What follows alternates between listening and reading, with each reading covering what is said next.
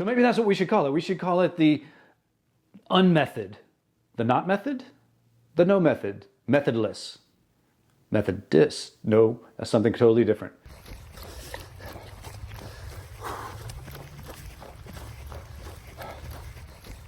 If you're in your midlife like me, what motivates you? Progress motivates you. If I can see progress, if I go to the gym and I'm trying to lose 10 pounds around my belly and I don't see progress, guess what I'm going to do? I'm going to stop going to the gym. This makes a lot of sense now. So now we can create a method that I'm going to give you today that I don't like that it's a method. It's just 4 things you can do and be aware of that will help you. The first thing we have to do is we have to make the things that we do in life measurable.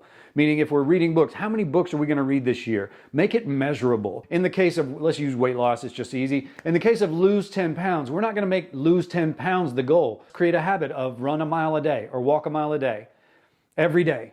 And so now we're going to see progress in saying, oh, I did it 3 days in a row. That's progress. Not the goal that's the problem normally, it's the activity. If we micro down and say, let's make the activity the goal, then we're much easier to see progress. Initially, the next part I was questioning a little bit. It's comparison.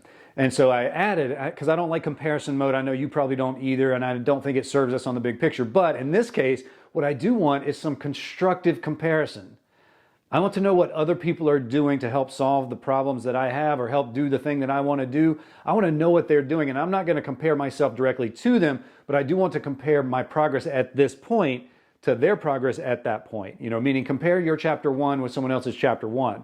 Don't compare your chapter 1 with someone else's chapter 10. Who are we modeling our behavior after? Who are we modeling our life after? Be very careful. It can be a slippery slope of having a negative connotation of comparison, but you just want to look and say, what can I take from what they're doing, apply it to my life or the skill that I'm trying to build, and move forward? The next piece that I think we really let go of in midlife is our own desires. What do I want for my life? I got the job, I got the relationship, I got some money, I got the car. Somewhere in our midlife, we say, do I want this? Before we make any drastic decisions, we have to identify what it is we do want. Because I've said it before, sometimes we simply won't give a relationship enough time or enough communication. We'll just abandon it thinking we don't want it, and then we realize maybe we did want it. Out of the next decade of your life, what do you want it to look like? And that bleeds right into the last part, is having a very clear vision for your life. And don't make this grandiose, oh, I want to world peace. I want to create world peace, change the world. Hey, noble endeavor.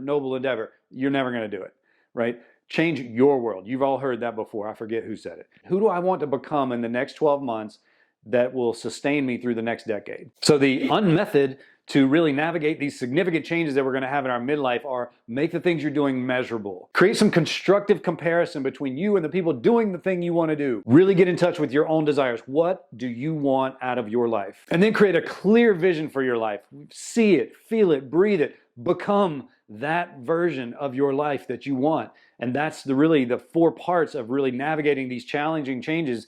Challenging changes? I like it. That's the zest of navigating these changes that we're going to experience in our midlife from top to bottom, and doing it with grace. The things you're intended to have are in front of you, not behind you. And when you think of it that way, you can navigate these changes much easier. Hey, thanks for joining me today. If you have any questions, put them in the comments below. I would really appreciate it. Get the discussion going. My name is Kevin. Go find your next crest.